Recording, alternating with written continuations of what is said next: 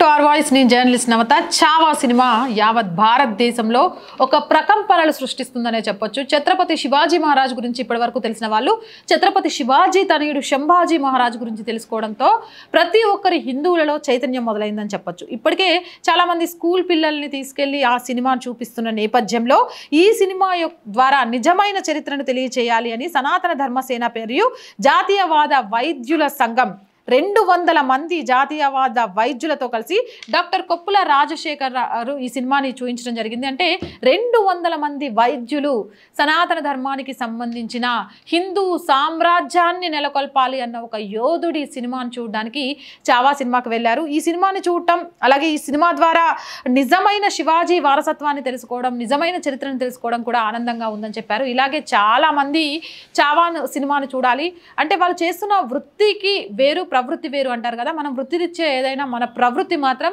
హిందూ సామ్రాజ్య స్థాపన అనే దిశగానే ఉండాలి. ఆ దిశగా అడుగులు వేయాలి. అది వాళ్ళంతా 200 మెంబర్స్ ఆ సినిమాకి వెళ్ళడం, జై భవానీ అని అరవడం, ఇదంతా చాలా చాలా చాలా బాగా నచ్చింది నాకు. అందుకే మీ అందరితో షేర్ చేసుకోవడం కోసం ఈ వీడియోని మీకు అందిస్తున్నా.